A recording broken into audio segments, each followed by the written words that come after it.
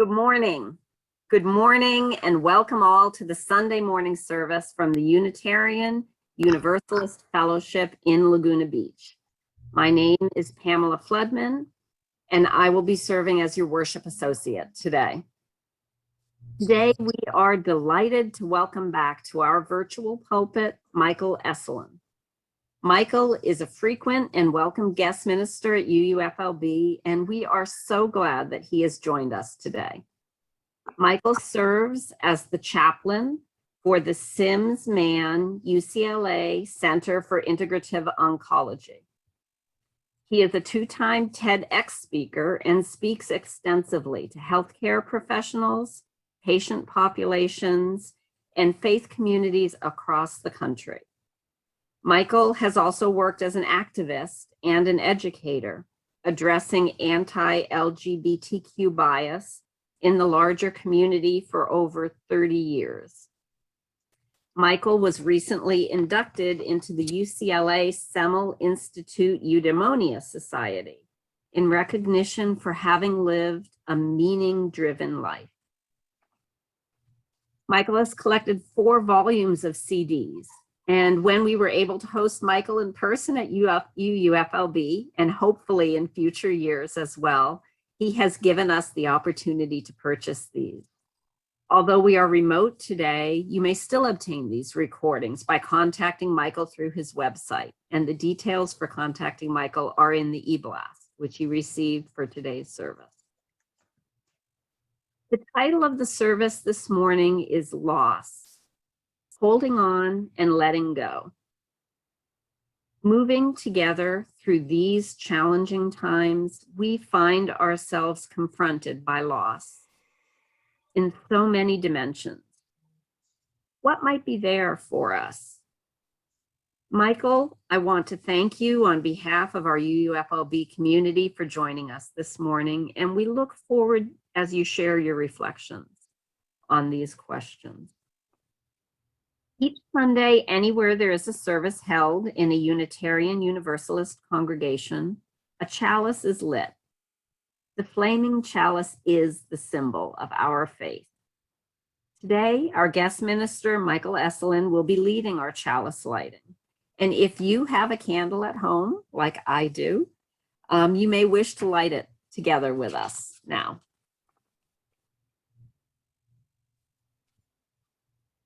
Good morning. As we come together in community in this virtual space, we're very aware of all of which we have had to let go, not the least of which, at the most basic level, coming into physical presence with one another. As we light our own candles, if we choose, to represent the chalice of our community, we are mindful of the sacred time of coming together in our shared journey of discovery of that which remains essential after we've had to let go of so much.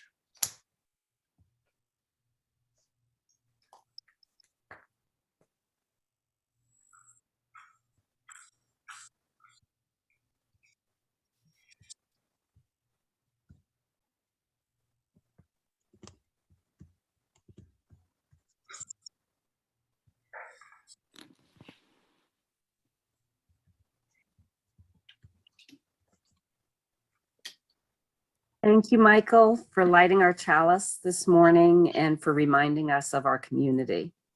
We are so fortunate that you are joining us again today for worship, and I'm looking forward to the journey that you've planned for us as we explore and reflect on the value in our lives of both holding on and of letting go. At UUFLB, we are a welcoming congregation.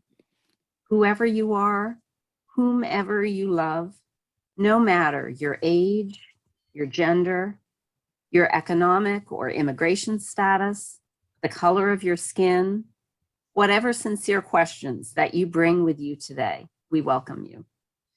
Our fellowship is served by our minister, Reverend Lee Marie Sanchez, who leads us in worship on one Sunday each month and also joins us on many other Sundays and for the many events that occur during each week, including our Friday Zoom at noon discussion group.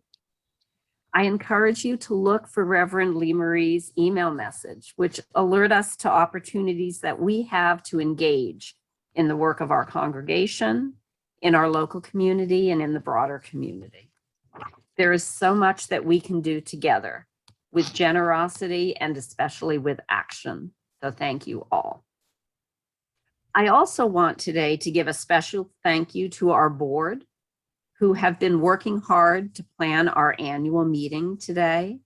I hope that you are able to stay with us following the service for the annual meeting, and both friends and members are invited and welcome to join the annual meeting after the service today. Our centering thought for this morning is from author A.A. Milne through the words of his character, Winnie the Pooh. When Reverend Lee Marie suggested these words to me for the centering thought, I knew immediately that I wanted to include them in today's service. When I was a young child, my father always read to me and to my siblings in the evening after dinner. Even after a long, hard day at work, he always made it a point to do this with us. And we shared many books, but the 4 volumes of the Winnie the Pooh stories and the poems were among my absolute favorites. I read them often to my own children as well, especially the poems, and I can still quote some of those lines by heart today. We have the opportunity today on Father's Day to honor those who have served as father figures in our lives, to acknowledge both the joy and the challenges that may have come in our interactions with these individuals, and importantly, to reflect on the many ways in which we can each be positive role models for each other. So with all of that in mind, I'd like to invite you to join me in reflecting on our centering thought from author A.A. Milne through the words of his character, Winnie the Pooh. If there is ever a tomorrow when we're not together, there is something you must always remember.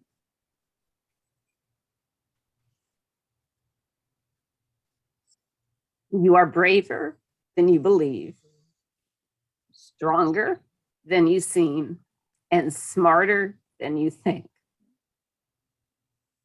That's the most important thing is. But the most important thing is, even if we are apart, will always be with you. From Winnie the Pooh.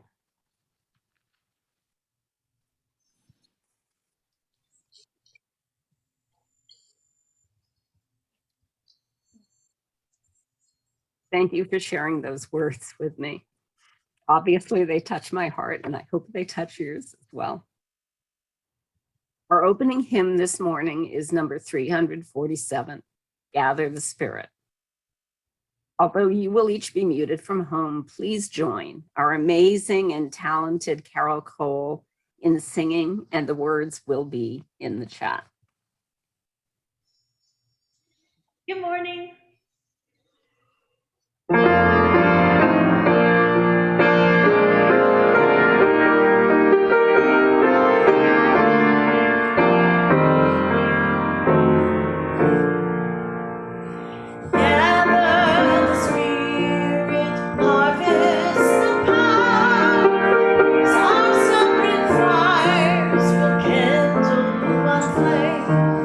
Witness the mystery.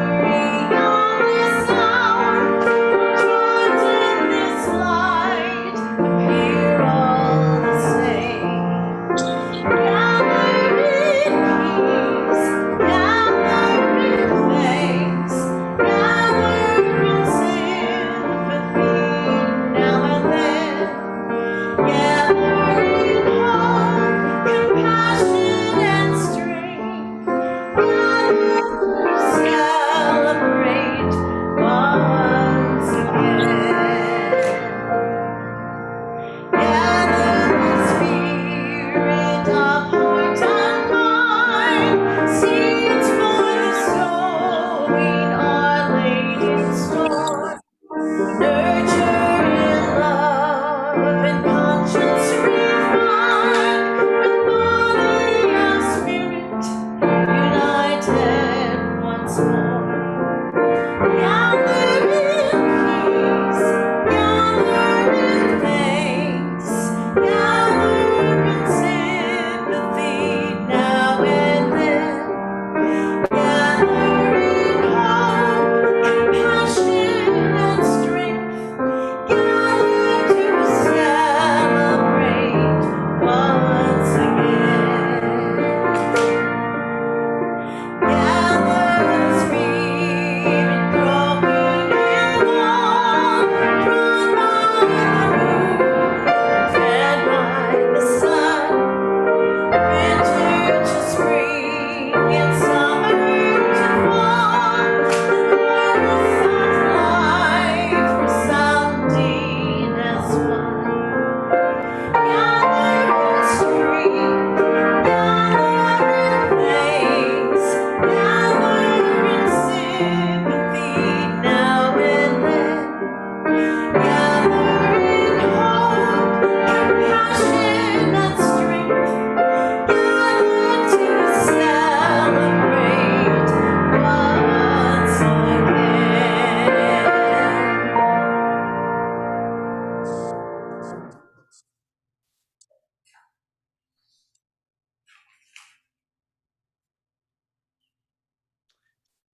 The call to worship this morning is by Richard Rohr. How am I ready to surrender? I believe profoundly in the necessity of surrender, but I don't think we can chart its course ahead of time. Our own private salvation projects seldom do the job. Surrender is something that is done to us more than something we do ourselves. In Joseph Campbell's book on the hero's journey, he says that the only way to be a hero is to prepare and be ready for when the moment comes. You might say that is the point of all spirituality. Someone else must determine the timing, the circumstances, the shape of the ordeal. None of us can engineer our own transformation, or it would not be transformation at all, but merely cosmetic surgery to make us think well of ourselves. You can't choose ahead of time which dragon you will slay or how you will slay it. It will probably slay you. So just make sure you are well practiced in dying.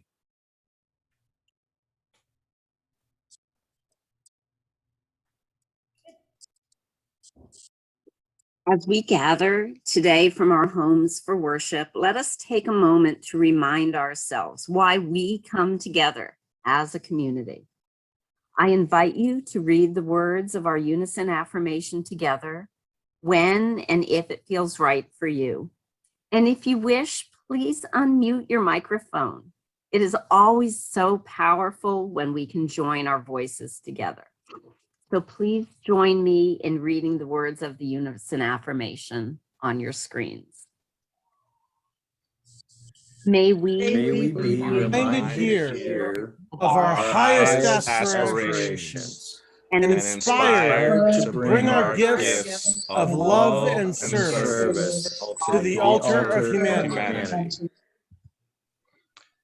May we know once again that we are not isolated beings, but connected in mystery and miracle to the universe, to this community, and to each other. oh, thank you all. I love hearing each of your voices as we do the unison affirmation. We have now come to a time in our service to briefly share the important events that have touched our lives in the past week. We value this fellowship so much as a sharing community where our joys are amplified and a caring community where by sharing our sorrows can be lessened.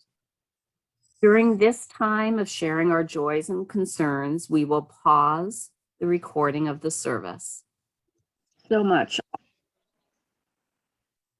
for sharing all of your joys and your sorrows. And I think also, in addition to the ones that were not spoken today, sharing in your hearts the joys and the sorrows that maybe were too tender to speak aloud today. One of the things that strikes me today is the sharing of the both the sorrow, but the joy that comes with unexpected events and our ability to adapt to the unexpected events and find the joy in the connections and the support that we have from each other as we deal with what comes up in our lives. Let us hold all of these joys and sorrows, both spoken and those that were unspoken, in our hearts and mind in the coming week, as we as a congregation draw on the strength that we give to each other in sharing our joys, lightening the burdens, and caring for each other in our community.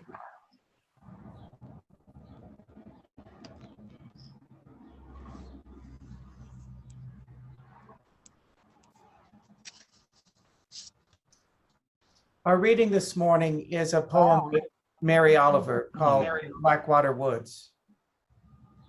Look, the trees are turning their own bodies into pillars of light, are giving off the rich fragrance of cinnamon and fulfillment. The long tapers of cattails are bursting and floating away over the blue shoulders of the ponds. And every pond, no matter what its name is nameless now. Every year, everything I have ever learned in my lifetime leads back to this: the fires and the black river of loss, whose other side is salvation, whose meaning none of us will ever know. To live in this world, you must be able to do three things: to love what is mortal, to hold it against your bones, knowing that your own life depends on it. And when the time comes to let it go, to let it go.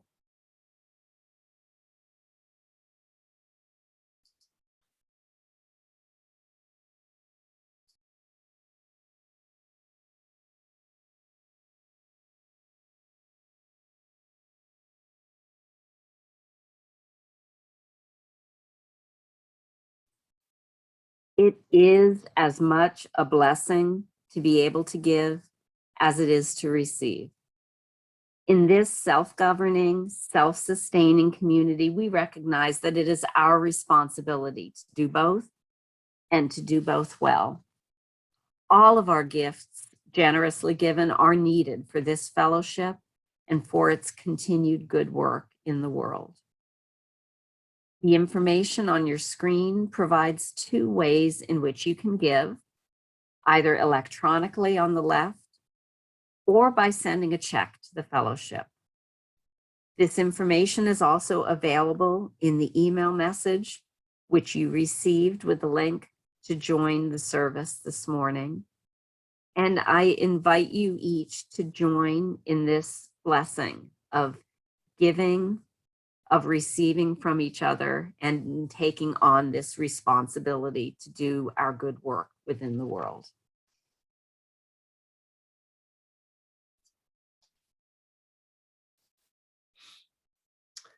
I invite us to close our eyes and get comfortable in our seats as we move into this time of silent reflection and contemplation.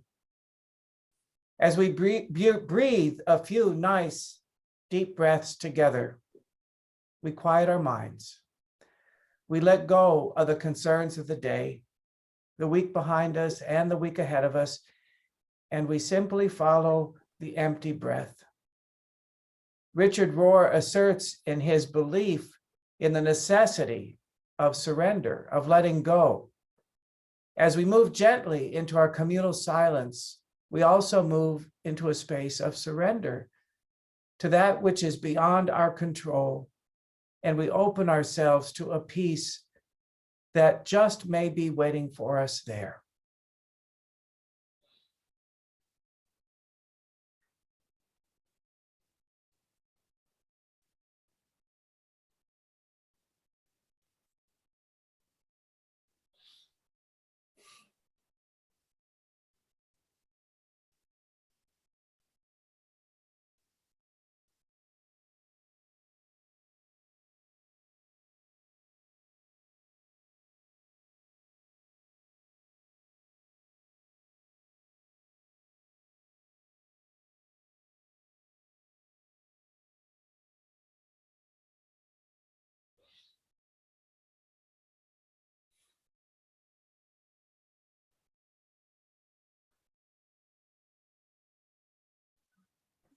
Carole, you're muted. Sorry.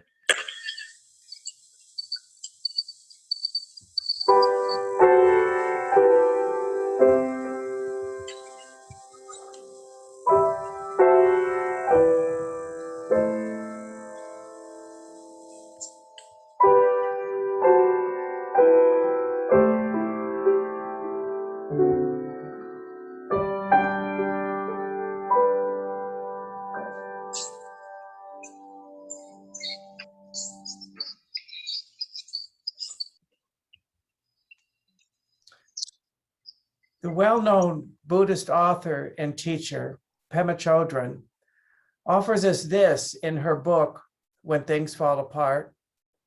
I used to have a sign pinned to my wall that read, "Only to the extent that we expose ourselves over and over to annihilation can that which is indestructible be found in us."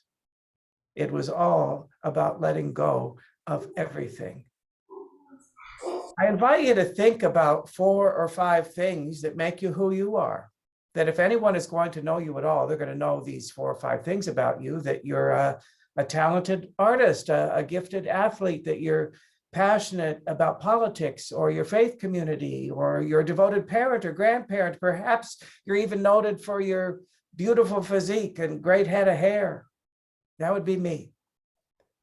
Imagine that none of that is true anymore, or not in the same way. Who would you even be then? Is there an essential you who dwells beneath all of those labels with which we might identify, under all those hats we might wear? What's more, is he or she worthy of love? Is he or she capable of giving love? As painful as those questions may be, they do reflect a most profound spiritual journey through loss, toward essence, if you will, that which is indestructible. It's a journey that so many cancer patients must take in a compressed, accelerated kind of fashion, watching piece by piece of one's identity just slip away. If I'm no longer the super mom who never misses a soccer game or a birthday party, who would I even be then? Am I even still the mom? The thing is, it's a journey we all must take. Life offers us each that guarantee. We will all lose everything. Everything that we are, everything that we have, everything that we love. How do we make peace with that? Is it even possible? I sometimes wonder if one measure of living a successful life might lie within our capacity to come to peace with the inevitability of loss. And what's more, might that peace even be a kind of blessing, giving us a glimpse every now and then into that which is indestructible, one's essence, if you will. The Buddhists would caution us to be well practiced at letting go, that holding on, clinging, grasping are sure pathways to suffering.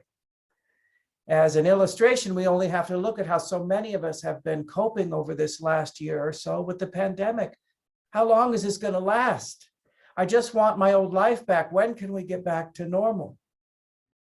I'm an avid swimmer. I swim every day. And I remember March 16th, 2020, when my gym announced that because of the virus, they would be closing for up to 2 weeks. 2 weeks? I can't live without the pool for 2 weeks. What am I going to do? Oh, yeah? Just wait. I hear similar sentiments sometimes from some newly diagnosed cancer patients. Can't we just go back to 6 weeks ago before this all started? It's a kind of paradox, actually, that while, yes, holding on does cause suffering, I find there's also life force in it, in the longing, in the reaching, in the yearning. Chemo infusion clinics are filled with patients who have signed up for guaranteed suffering, for the possibility of more time. Universities are filled with students investing in, striving for, creating a future. When we're young, the future is almost a member of the family, a character in our own biographies. Look at how much attention and intention we invest in the future. It shapes almost every choice, every decision we make. when we get older, possibility diminishes right along with the future. And the past becomes a far richer member of the family stories, memories that might soothe us and bring us peace, or memories that just might as well haunt us. But either way, memories that offer the possibility of meaning. In the saddest irony, some of us will even lose those in time.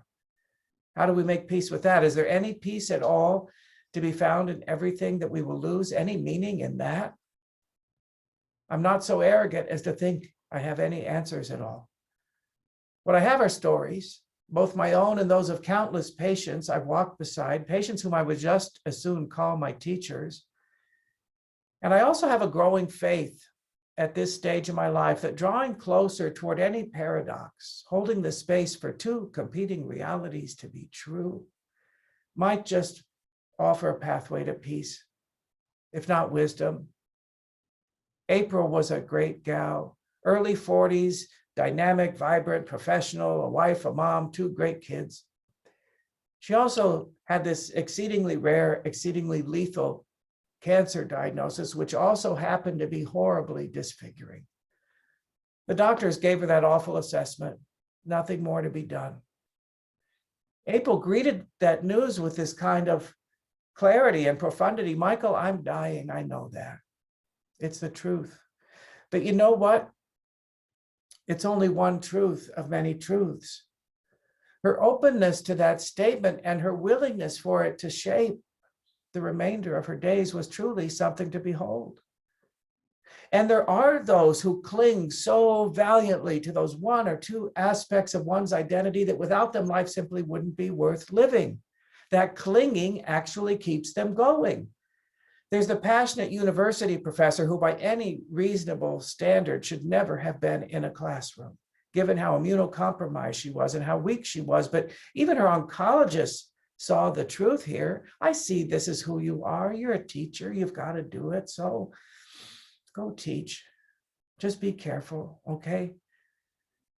I remember meeting a young mother in her 30s in a hospital not long before she died.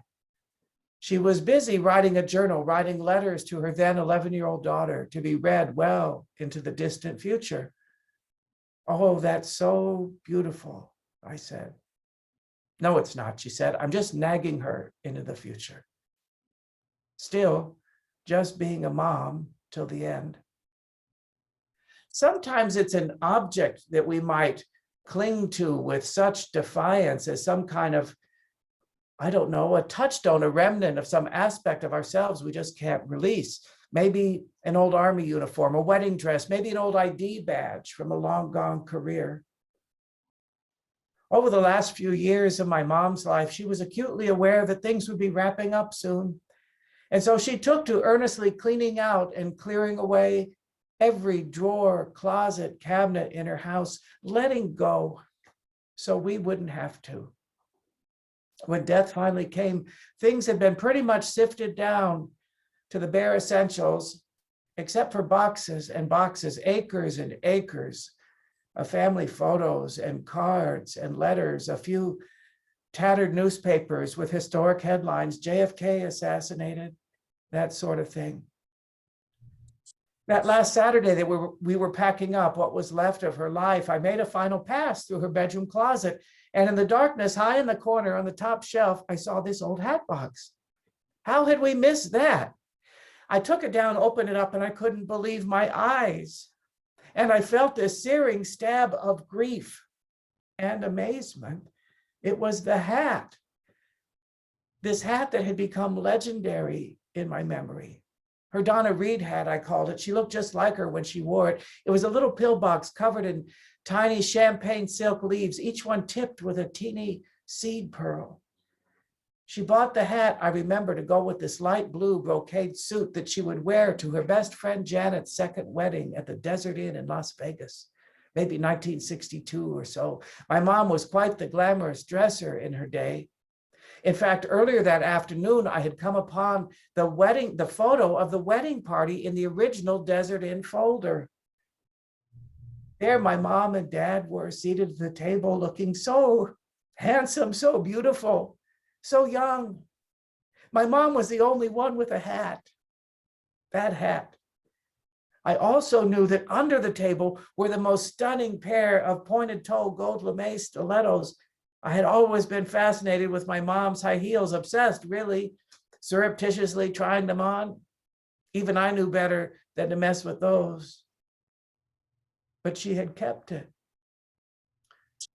Though we had reminisced often about those times, even about that outfit, she never let on that she had kept the hat. For decades and decades and decades, after letting go, saying goodbye to everything and everyone else, she kept the hat. Why? Did she need it as some kind of touchstone, as proof that that time, that aspect of herself was real? Because that hat is still up there in the corner of the closet, absolutely unwilling to surrender this last souvenir of who she once was. It leaves me to wonder, what object might I cling to for no sensible reason, as some kind of placeholder for some version of myself I will always want to claim as a part of my own? I don't know. What about you? David Foster Wallace says that everything I let go of has my claw marks on it. There are those who adapt quite well, though, to a new identity or a new version of the old one. I had so many wonderful conversations with Randy over the last couple of years of his life. He was in his mid-50s, had a very aggressive colon cancer.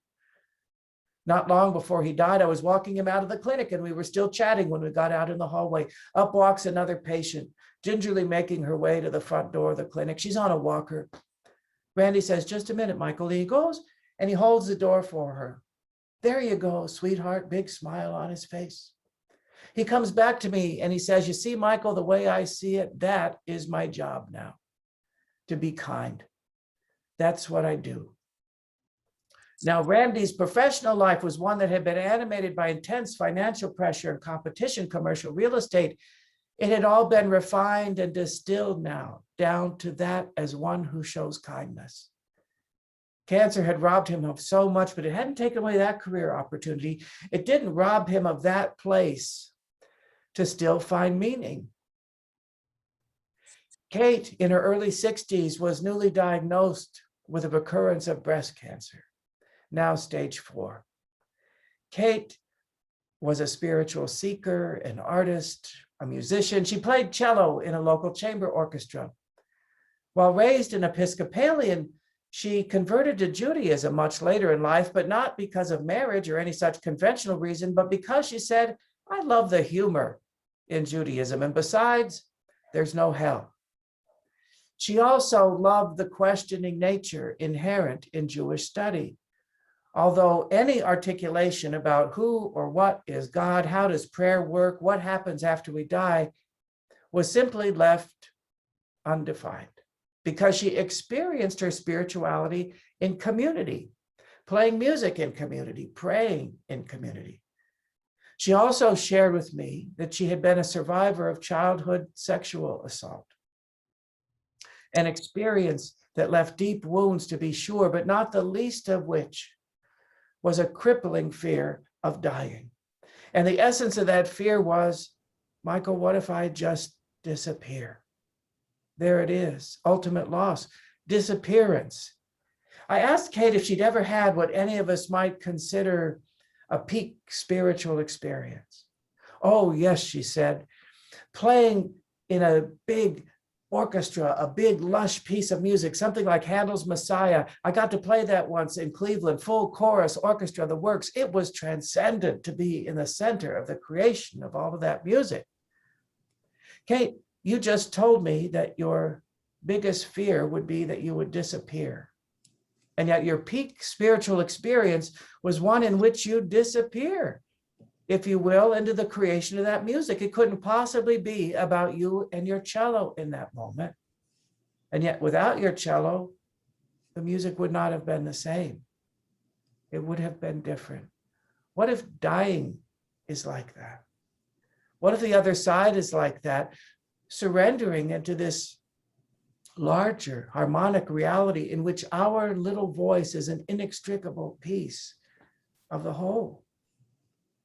She sighed into that. She exhaled into that. Sometimes we need to summon our imagination to come up with new metaphors, new images when we find ourselves immobilized by the fear of loss. I love to hike, and for decades I have made a nearly annual pilgrimage to Yosemite because there's one hike there that has simply given me my life back. There's no other way to put it. More often than not, times of great distress. About a dozen years ago, I came upon such a time, devastation, really spiritual crisis, in fact, which I would define as a time of great loss. Everything I had trusted and come to believe had just collapsed right out from under me. And at first I thought, maybe you ought to go up to Yosemite, do your hike, try to climb out of it, transcend it. But it just didn't feel right. The more I thought, you know, you've always wanted to see the Grand Canyon, hike to the bottom. You're not getting any younger. What if instead of going up to try to climb out of it, you climb down into it, into the pain, into the earth, see what might be there for you? So that's what I did. For any of you who have made that descent, you know how staggering it is. And the wisdom that came to me was so clear, clean, concise. The Grand Canyon is only grand because of what's been lost, not because of one thing that's been added, one particle of soil at a time, letting go, losing itself to the water over the span of 5 million years. It's incomprehensible, swept away by something so simple as water.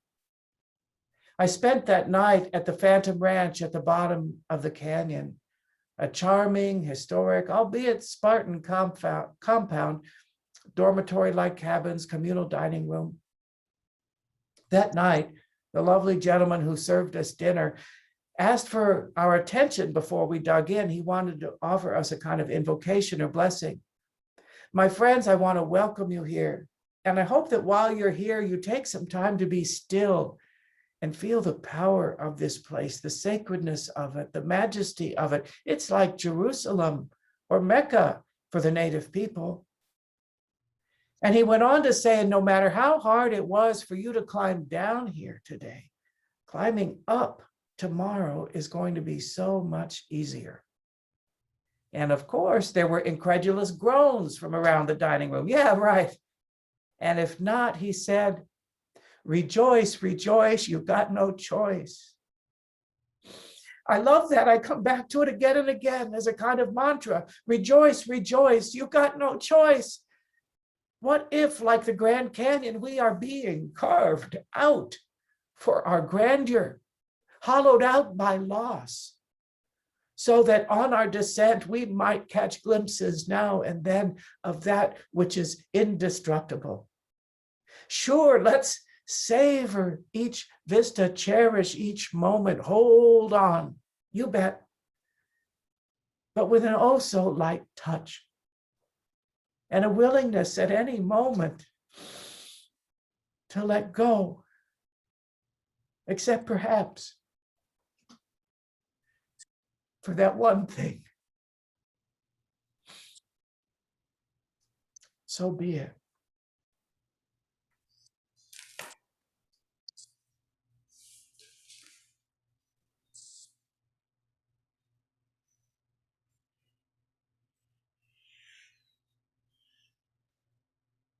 Our closing hymn this morning is number 108. It flows on in endless song. Put together the words that Michael has shared with us this morning, and thank you so much for sharing your thoughts to really make us think and reflect. And now we'll pull it together with our closing hymn. My life flows on in endless song. The words will be in the chat. And please join Carole from home in singing. My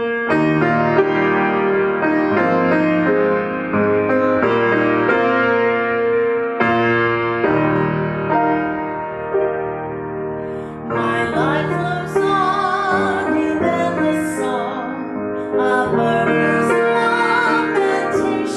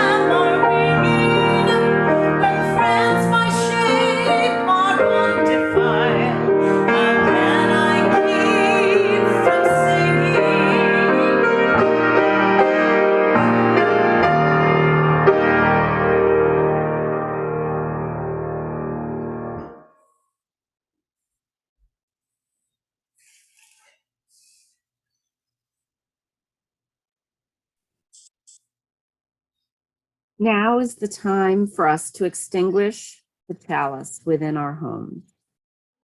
We extinguish this flame, but not the light of truth, the warmth of community, or the fire of commitment. These we carry in our hearts until we are together again.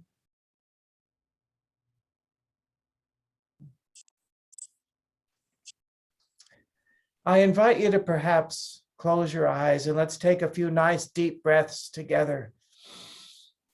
Breathing in the love, the intention, the commitment of this community to come together and to connect despite all that there is now to separate us physically. And as we exhale, can we release the light and the radiance of our coming together, not only back to one another, but to the larger circles of life? Let's even stretch our arms out right now where you're sitting and imagine our embrace of each other and those larger circles of life, getting a sense of our connectedness in a place beyond time and space, despite the physical isolation of this particular moment. As we breathe into that embrace, can we also embrace that part of us that maybe really wished for something else, something other than what we've got? That part of us that does not want to let go? Can we extend tender compassion to that part of ourselves, even as life pulls much that we may love from our grasp? May we find peace in that delicate balance between holding on and letting go. So be it.